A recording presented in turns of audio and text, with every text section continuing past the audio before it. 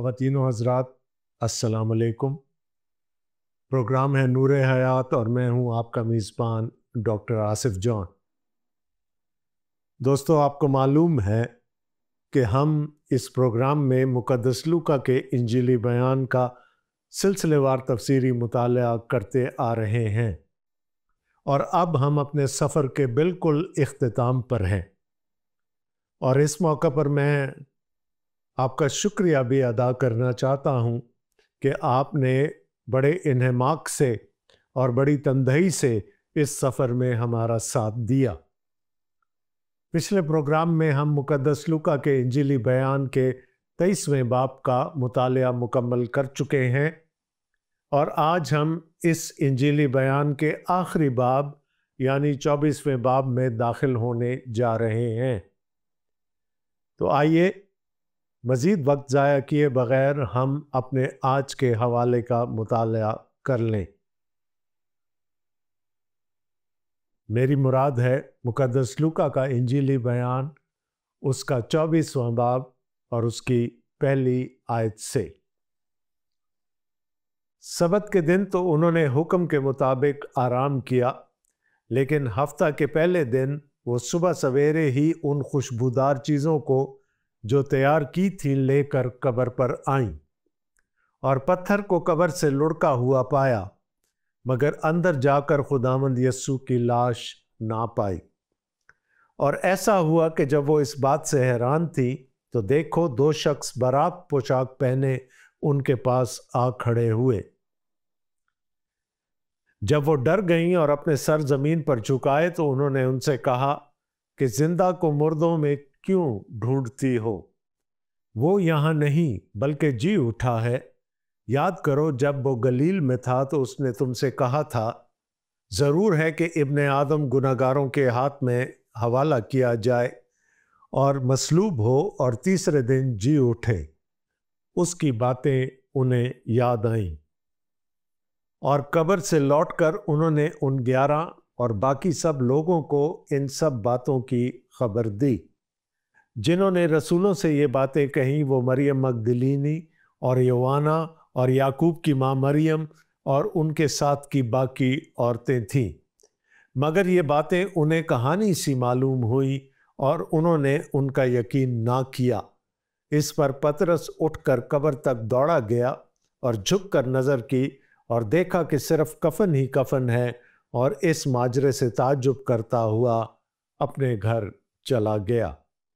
ये हमारे खुदावंद यस्सु मसीह की इंजील है। आए मसीह तेरी तमजीद हो, आमीन। दोस्तों, पिछला यानी 23वां बाब बहुत इवेंटफुल था। उसमें हमने खुदावंद यस्सु मसीह की मसलूबियत देखी और उसके बाद पेश आने वाले कई वाक़यात पर भी नज़र की। खुदावंद यस्सु मसीह के दहने मुबारक से निकले हुए 3 कलमात भी हमने देखे। हमने ये भी देखा कि किस तरह पूरे मुल्क पर दोपहर से लेकर सपहर तक अंधेरा छाया रहा, और लूका ने हमें ये भी बताया कि कैसे हैकल का पर्दा बीच में से फट गया। फिर हमने खुदावंद यस्सु मसीह की तदफीन के बारे में भी पढ़ा कि कैसे खुदा ने अरमितिया के यूसुफ के दिल में ये बात डाली कि वो पिलातुस से जाकर खुदावंद यस्सु मसीह की लाश को मांगे और फिर उनको कफनाए और दफनाए। लेकिन इन सारे वाक़यात में हमें चंद बड़े मानूस से कैरेक्टर्स नज़र आए। वो चंद ख़वातीन थीं जो गलील से यस्सु के साथ आई थीं। वो सलीब पर भी दूर से कहीं पूरा नज़ारा देख चुकी थीं। उन्होंने खुदावंद यस्सु मसीह की मौत को भी देखा और उन्होंने ये भी देखा कि कैसे यूसुफ ने खुदावंद यस्सु मसीह की लाश को सलीब से उतारा, उसको कफनाया और उसको दफनाया। शायद पूरी जुज़ियात के साथ उन्होंने ये सब कुछ नहीं देखा होगा, लेकिन कम अज़ कम वो ये जगह ज़रूर देख आई थी कि जहाँ पर खुदावंद यस्सु मसीह की लाश को रखा गया था।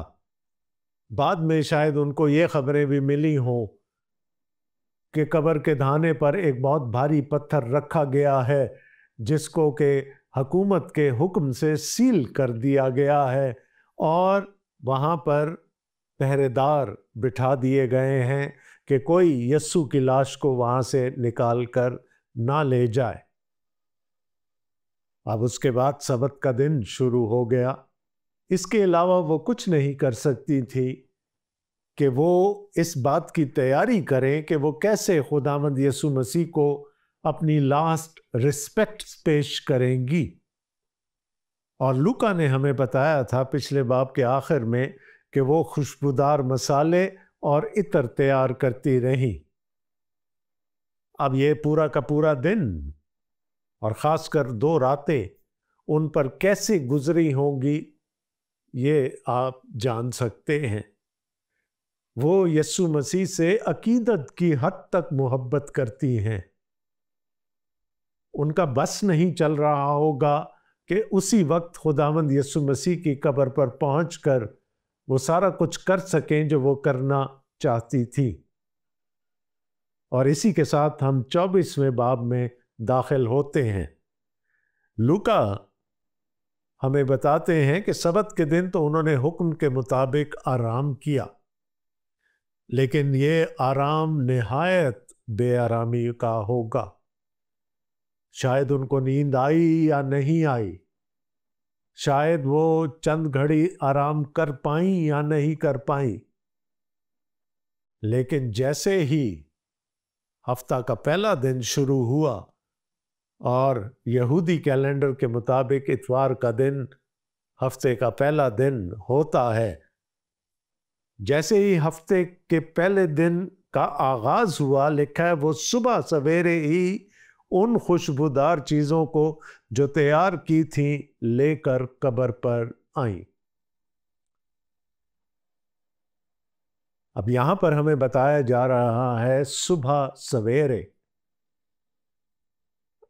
اب یہ کتنا صبح سویرے ہوگا؟ رات کا آخری پہر یہودی کرونالوجی کے مطابق صبح 3 بجے سے لے کر 6 بجے تک ہوتا تھا۔ یہ رات کے 3 بجے سے لے کر صبح 6 بجے کے درمیان کا کوئی وقت ہوگا، اور میرا قیاس یہ ہے کہ یہ 3 بجے ہی ہوں گے۔ مزید انتظار کرنا ان کے لیے ناممکن تھا۔ وہ خداوند یسوع مسیح کی قبر پر پہنچنا چاہتی تھی۔ ان کو یہ بھی معلوم تھا کہ قبر کے منہ پر ایک بہت بھاری پتھر رکھا گیا ہے۔ ان کو یہ بھی معلوم تھا کہ وہ اپنا تمام تر زور لگا کر بھی اس پتھر کو نہیں ہلا سکتی۔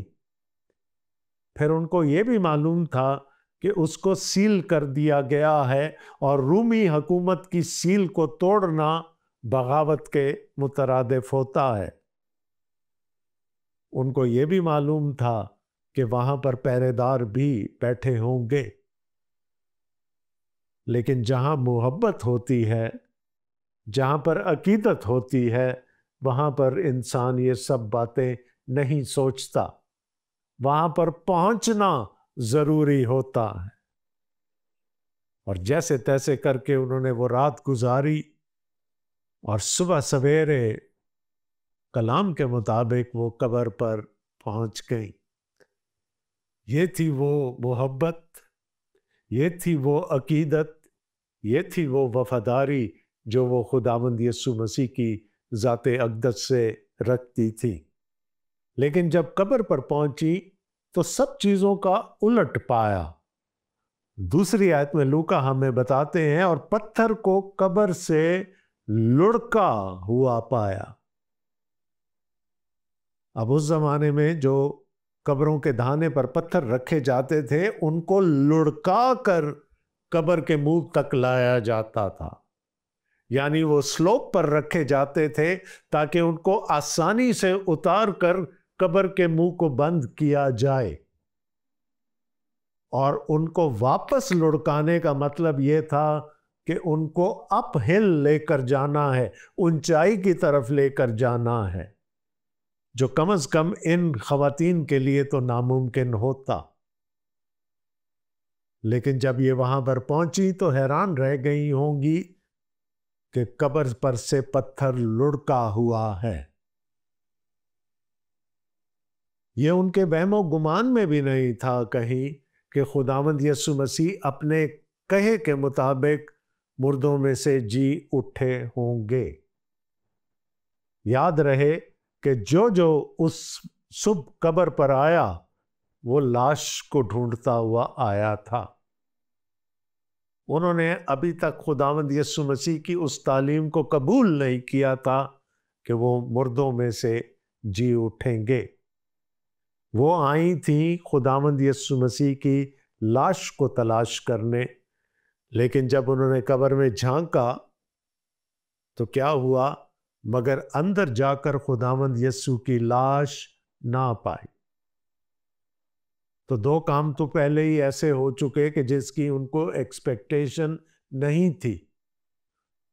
ان کو یہ امید تھی کہ شاید وہ پہرے دار اگر وہاں بیٹھے ہوں گے، ان کی منت سماجت کر کے وہ ان کے وسیلے سے پتھر کو لڑکا دیں گی، اور پھر جب یسوع کی لاش کو پالیں گی تو پھر وہ جی بھر کے ماتم بھی کریں گی، اور خداوند یسوع مسیح کے جسم پر وہ ساری خوشبودار چیزیں، وہ خوشبودار مسالے اور عطر جو وہ اپنے ساتھ لے کر آئی تھی وہ لگائیں گی۔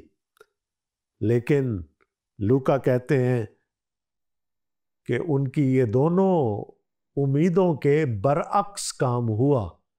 پتھر پہلے سے لڑکا ہوا تھا، کوئی پہرے دار وہاں پر موجود نہیں تھا، اور خداوند یسوع مسیح کی لاش بھی وہاں پر نہیں تھی۔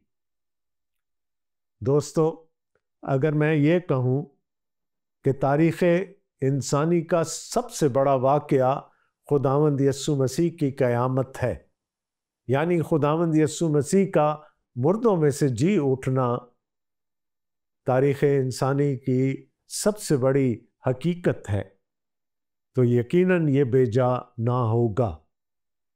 خداوند یسوع مسیح کا مردوں میں سے جی اٹھنا کس گھڑی ہوا، کیسے ہوا، یہ کوئی نہیں جانتا۔ اس عین ریزریکشن کا، اس عین قیامت کا کوئی گواہ نہیں ہے، اور پیچھے صرف ایک ثبوت رہ گیا، اور وہ تھا ایک خالی قبر۔ اب اس کے بارے میں بہت ساری تھیوریز پیش کی گئیں، بہت سارے مفروضے سامنے لائے گئے۔ کسی نے کہا کہ خداوند یسوع مسیح کے شاگرد لاش کو چرا کر لے گئے، کسی نے کہا کہ نہیں، وہ تو یہودی تھے جو اس خوف سے کہ کہیں شاگرد ایسا کام نہ کر لے، وہ خداوند یسوع مسیح کی لاش کو وہاں سے نکال لے گئے۔ کسی نے کہا کہ خداوند یسوع مسیح تو مرے ہی نہیں تھے، ہاں وہ زخموں سے اتنے چور تھے، اور اس کے بعد ان کے شاگردوں نے ان کی مرہم پٹی کی، ان کی خدمت کی، اور اس طرح سے وہ دوبارہ بحال ہو گئے۔ لہٰذا جتنے منہ اتنی باتیں۔ پہرے داروں کو یہ رشوت دی گئی کہ وہ یہ بیان پھیلا دیں کہ خداوند یسوع مسیح کے شاگردوں نے ہی ایسا کیا ہے۔ کچھ نے کہا کہ جی وہ جو سرقہ کرتے ہیں، جو کفن چور ہوتے ہیں، وہ خداوند یسوع مسیح کی لاش کو لے گئے۔ ایسی بہت ساری باتیں سامنے آتی رہیں اور آج تک آتی رہتی ہیں، لیکن ان کہانیوں کا، ان مفروضوں کا نہ کوئی سر ہے نہ کوئی پیر ہے۔ صرف ایک حقیقت کو جھٹلانے کے لیے، اس ایک بڑی حقیقت کو جھٹلانے کے لیے ایسے مفروضے گھڑے جاتے رہے ہیں۔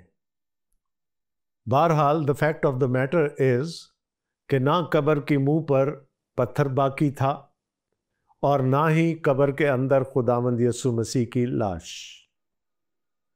ایک اور بات ایسی ہوئی جس کی ان کو توقع نہیں تھی۔ لوکا 4 آیت میں ہمیں بتاتے ہیں، اور ایسا ہوا کہ جب وہ اس بات سے حیران تھی تو دیکھو 2 شخص براق پوشاک پہنے ان کے پاس آ کھڑے ہوئے۔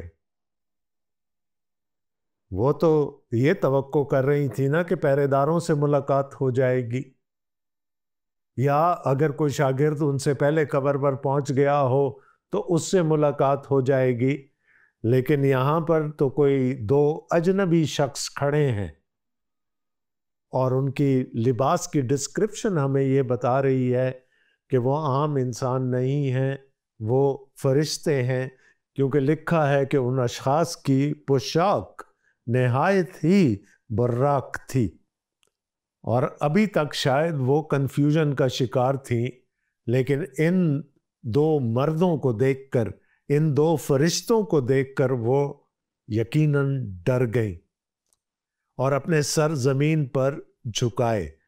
تو انہوں نے ان سے کہا کہ زندہ کو مردوں میں کیوں ڈھونڈتی ہو؟ اور میرا آج بھی لوگوں سے سوال یہی ہوتا ہے کہ زندہ کو مردوں میں کیوں ڈھونڈتے ہو؟ ہم تو ایک ایسے خداوند یسوع مسیح پر ایمان رکھتے ہیں جو ہمارے گناہوں کے کفارہ کی خاطر صلیب پر چڑھ گیا، اس نے صلیب پر اپنی جان دے دی، جو دفنایا گیا اور پھر تیسرے دن مردوں میں سے جی اٹھا، اور اب وہ خدا باپ کے دینے بیٹھ کر ہم سب کی شفاعت کرتا ہے۔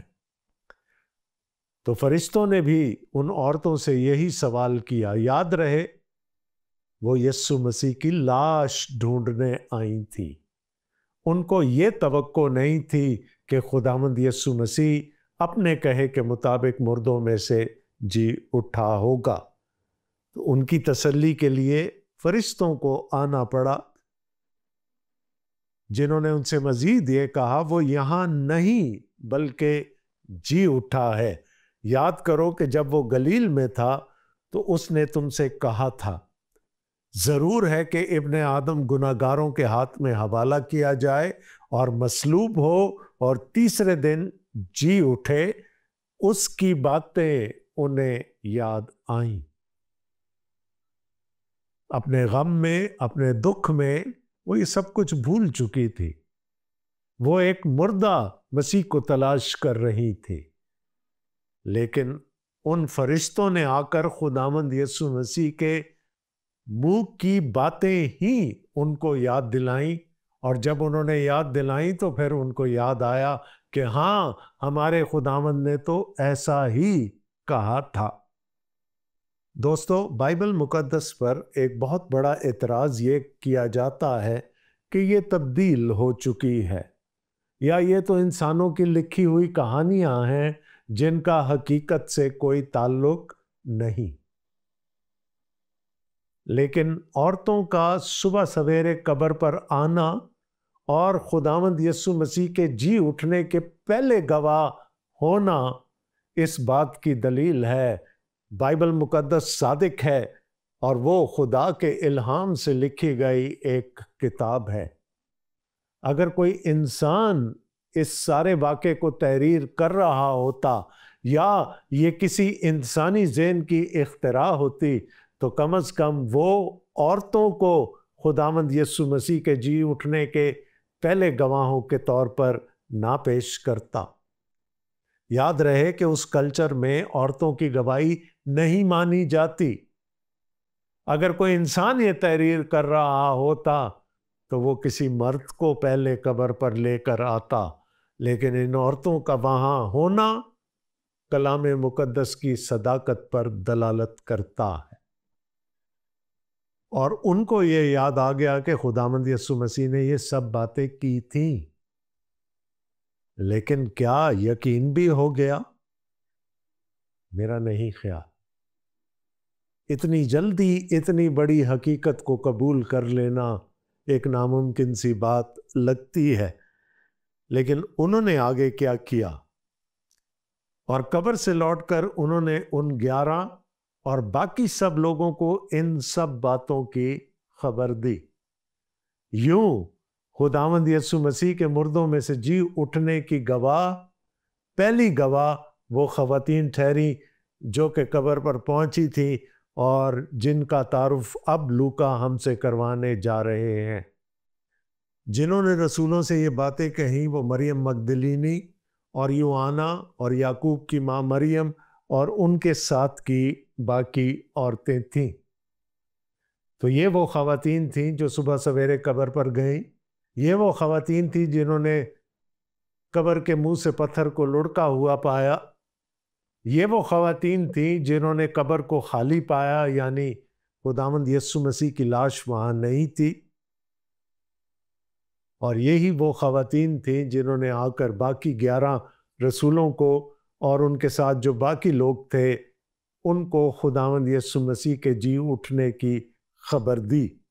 اگلی آیت بہت اہم ہے، مگر یہ باتیں انہیں کہانی سی معلوم ہوئی۔ تو جب ان لوگوں کو جن کو خداوند یسوع مسیح خود بار بار یہ بتاتے رہے تھے کہ وہ مردوں میں سے جی اٹھیں گے، ان کو یہ باتیں کہانی سی معلوم ہوئی، تو پھر آج کی دنیا کے لوگوں کو یہ کہانی کیوں نہیں معلوم ہوں گی؟ اور ہمیں یہ بات اپنے ذہن میں رکھنی چاہیے، کیونکہ یہ اتنی بڑی حقیقت ہے جس کو جذب کرنا انسانی ذہن کے لیے مشکل ہو جاتا ہے۔ مگر یہ باتیں انہیں کہانی سی معلوم ہوئی اور انہوں نے ان کا یقین نہ کیا۔ میں نے ابھی تھوڑی دیر پہلے آپ سے کہا تھا کہ عورتوں کی گواہی نہیں مانی جاتی تھی اس کلچر میں۔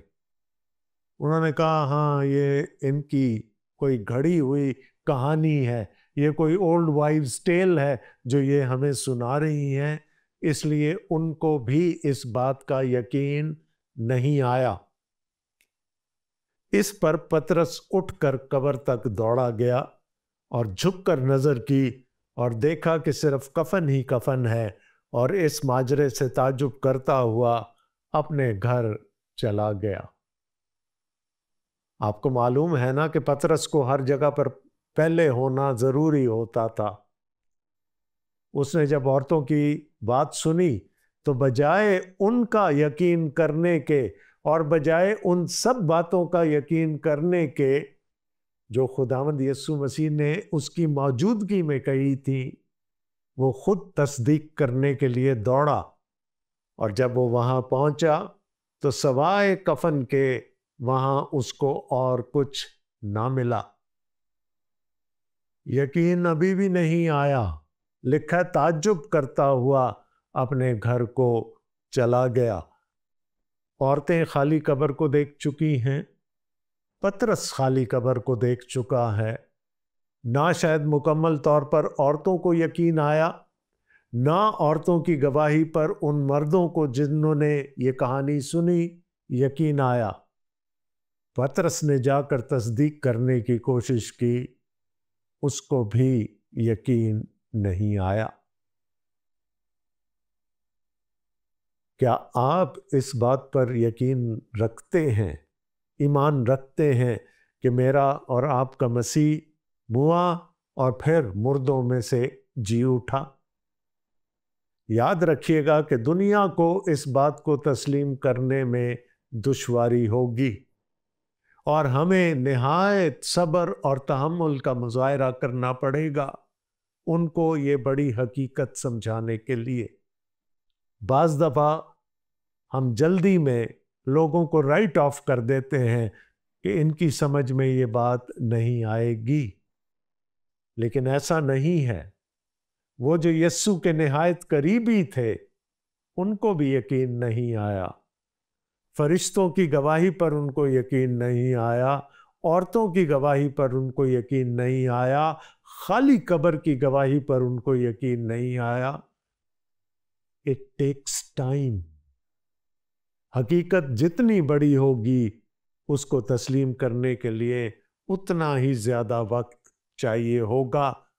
تو جب ہم دوسروں کو اس بڑے واقعے کی خوشخبری دیں تو اس سوچ کے ساتھ دیں کہ لوگوں کو بھی اس کو قبول کرنے کے لیے وقت چاہیے ہوگا۔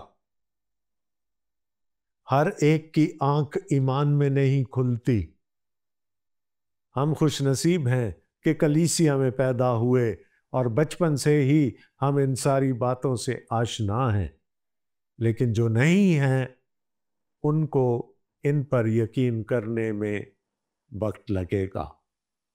So patience is the name of the game۔ دوستو، خداوند یسوع مسیح مردوں میں سے جی اٹھے ہیں۔ ایک واقعہ صبح سویرے قبر پر پیش آیا۔ ابھی 2 واقعات اور ہیں جن کا لوکا ذکر کرتے ہیں، پوسٹ ریزریکشن ایونٹس۔ ایک ایماؤس کی راہ پر ہوگا اور دوسرا شاگردوں کے درمیان ہوگا، اور اس کے بعد پھر ہم دیکھیں گے کہ لوکا اپنے انجیلی بیان کے آخر میں ہمیں بتائیں گے کہ یسوع کیسے آسمان پر صعود کر گئے۔ وہ دونوں واقعات، بلکہ یہ تینوں واقعات بھی نہایت دلچسپ ہیں، لیکن ان پر بات ہوگی اگلے پروگراموں میں، کیونکہ آج کے پروگرام کا وقت ختم ہوا چاہتا ہے۔ اپنے میزبان ڈاکٹر آصف جان کو اگلے پروگرام تک کے لیے اجازت دیجیے گا۔ خداوند آپ سب کو بڑی برکت دے، آمین۔ خدا حافظ۔